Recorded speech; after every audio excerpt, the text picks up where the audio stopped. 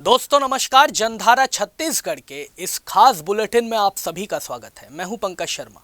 आइए शुरू करते हैं मेरे साथ खबरों का सिलसिला, लेकिन उसके पूर्व सबसे पहले आप सभी को महाशिवरात्रि पर्व की हार्दिक शुभकामनाएं। पूरा देश आज महाशिवरात्रि के अवसर पर भगवान भोलेनाथ की भक्ति में लीन नजर आ रहा है। राजधानी रायपुर के सभी शिवालयों में भी सुबह से ही भक्तों की खासी भीड़ उमड़ पड़ी है। मुख्यमंत्री भूपेश बघेल ने भी प्रदेश वासियों की मंगल कामना करते हुए महाशिवरात्रि की शुभकामनाएं दी है। बता दें कि रायपुर के महादेव घाट स्थित हटकेश्वर नाथ मंदिर, बूढ़ेश्वर महादेव, सरोना स्थित शिवजी की मंदिर सहित सभी शिव मंदिरों में भक्तों की भारी भीड़ देखी जा रही है। शिवरात्रि के अवसर पर भगवान शिव का विशेष श्रृंगार भी किया गया है, जो कि लोगों के लिए आकर्षण का केंद्र है।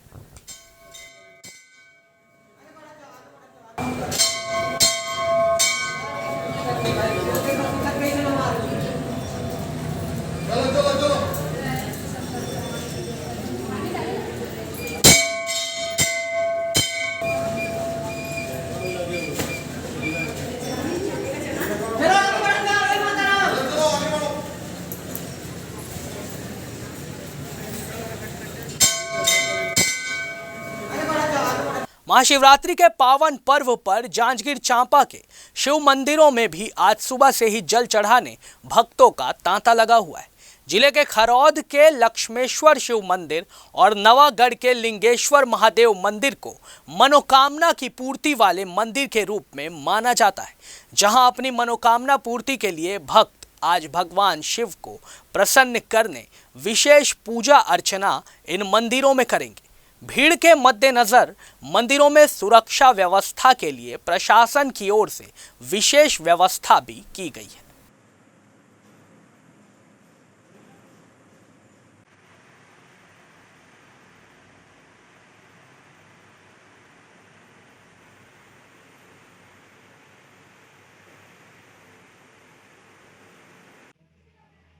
इधर धमतरी जिले की सरहद से लगे खारून के तट पर बसे गांव कौही में स्वयंभू शिवलिंग मंदिर में आज शिवरात्रि के अवसर पर भक्तों की भीड़ लग गई। इस मंदिर परिसर में हर वर्ष शिवरात्रि के अवसर पर 2 दिवसीय भव्य मेले का आयोजन भी किया जाता है।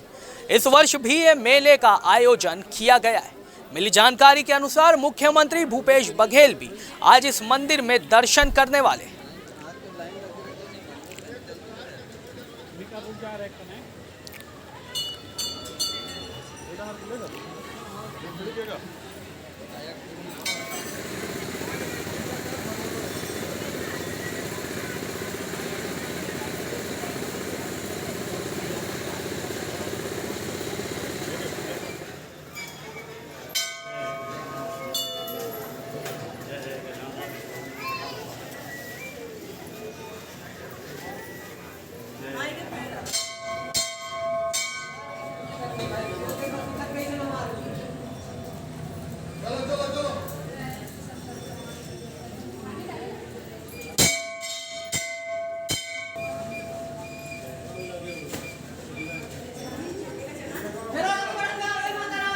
मुख्यमंत्री भूपेश बघेल कल देर शाम उत्तर प्रदेश के दौरे से रायपुर वापस लौट आए हैं।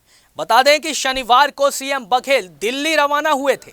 यहां कांग्रेस आलाकमान की मीटिंग में शामिल होने के बाद सोमवार को उत्तर प्रदेश के अलग अलग विधानसभा क्षेत्र में जमकर प्रचार प्रसार भी उन्होंने किया है। रायपुर पहुंचने के बाद मुख्यमंत्री भूपेश बघेल ने दिल्ली में आलाकमान से हुई बातचीत की जानकारी दी। तो वहीं उत्तर प्रदेश की स्थिति को लेकर कहा कि इस बार यह स्पष्ट हो गया है कि उत्तर प्रदेश में भारतीय जनता पार्टी की सरकार नहीं बन रही है। इसके साथ ही उन्होंने विधायकों के खरीद फरोख्त की आशंका जताते हुए चौकन्ना रहने की जरूरत बताई। 5 चरण के चुनाव हो गए, 2 चरण बाकी है। जैसे कि मैं पहले भी कहता था, भारतीय जनता पार्टी जा रही है। अब स्पष्ट हो गया है कि भारतीय जनता पार्टी सरकार उत्तर प्रदेश में नहीं बन रही है। राहुल जी प्रियंका जी के साथ केसी वेणुगोपाल और दोनों मुख्यमंत्री हम लोग थे।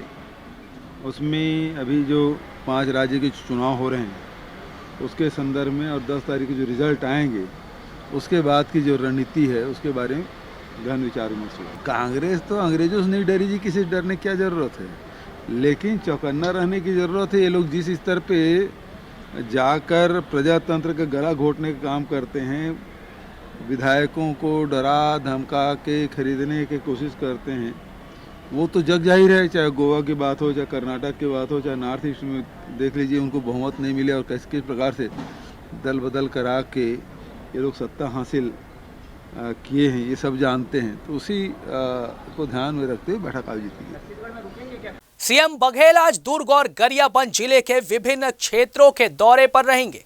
उनके निर्धारित कार्यक्रम के अनुसार सीएम बघेल दोपहर करीब 1 बजे पाटन ब्लॉक के ठकुराइन टोला गांव पहुंचेंगे। यहां विभिन्न विकास कार्यों की सौगात देने के बाद मुख्यमंत्री भूपेश बघेल खमरिया और कौही गांव के दौरे पर रहेंगे। यहां भी विभिन्न विकास कार्यों की सौगात देने के बाद हेलीकॉप्टर से सीधे राजिम में आयोजित माघी पुन्नी मेले में शिरकत करेंगे। इसके बाद देर रात तक सीएम बघेल उत्तर प्रदेश के दौरे पर रवाना हो जाएंगे। रूस और यूक्रेन के बीच हो रहा विवाद विश्व भर के लिए चिंता का विषय बना हुआ है।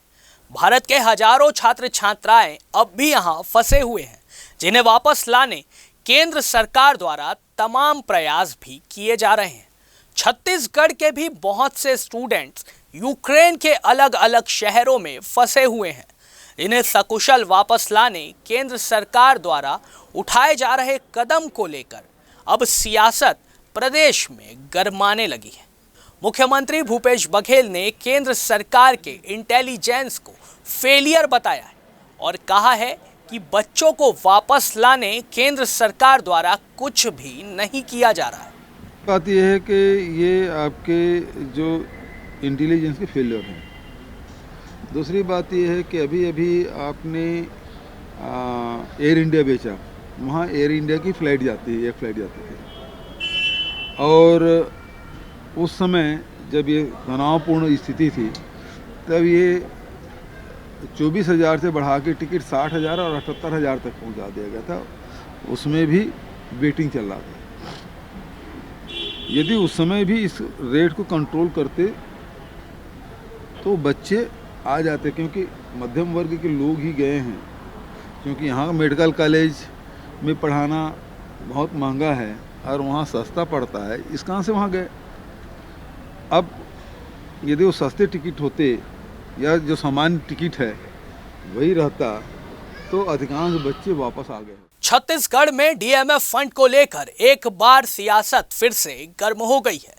कुछ दिनों पहले अकलतरा से विधायक सौरभ सिंह ने प्रधानमंत्री नरेंद्र मोदी को पत्र लिखकर डीएमएफ फंड में बड़े भ्रष्टाचार की शिकायत भी की थी, जिसके बाद अब नेता प्रतिपक्ष धर्मलाल कौशिक ने भी डीएमएफ फंड को लेकर सरकार पर गंभीर आरोप लगाए हैं और कहा है कि डीएमएफ के गाइडलाइन का पालन ना करके इसका बंदरबाट किया जा रहा है। भारतीय जनता पार्टी के नेताओं द्वारा लगाए आरोप का पलटवार करते हुए मुख्यमंत्री भूपेश बघेल ने कहा है कि कलेक्टरों को डीएमएफ की जिम्मेदारी दी गई है और पूरी पारदर्शिता के साथ काम किया जा रहा है।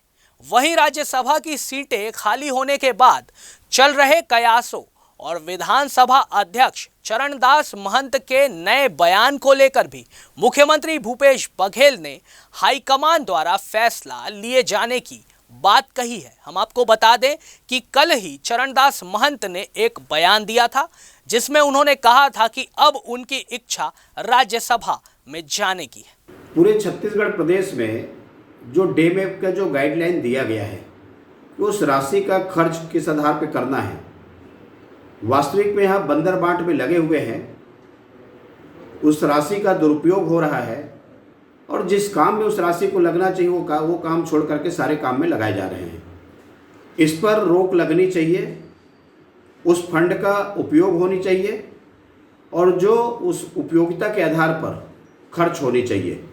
लेकिन जिस प्रकार से अधिकारियों की मनमानी चल रही है और ये मनमानी सिद्ध कर रही है कि उनकी जो इच्छा है, चाहे वो गाइडलाइन को तोड़ करके काम करे, तो उनकी इच्छा के अनुसार से यदि काम हो गए तो जितने दुरुपयोग यहाँ छत्तीसगढ़ में हो रहा है कहीं नहीं हो रहा है। और मुझे लगता है इस पर रोक लगनी चाहिए, गाइडलाइन के अनुसार कार्रवाई होनी चाहिए। साथ ही इसकी जांच भी होनी चाहिए कि कौन कौन से जिला में इस राशि का दुरुपयोग किया गया है, उस अधिकारी के खिलाफ में भी कार्रवाई होनी चाहिए। डीएमएफ फंड है, उसमें जनप्रतिनिधि और अधिकारी वहाँ बैठ के ही उसको निर्णय करते हैं, जिला स्तर पे करते हैं, है ना। तो सारी चीज़ पारदर्शी तरीके से हो रहा है। यदि कोई शिकायत है तो हम दिखवा लीजिए। सीनियर लीडर हैं हमारे और विधानसभा के अध्यक्ष हैं, और ये तय करने का काम हाई कमान का है। कोई कौन राज्यसभा जाएगा, कौन प्रदेश में रहेगा, कौन लोकसभा लड़ेगा, कौन विधानसभा लड़ेगा, नहीं लड़ेगा, वो सारे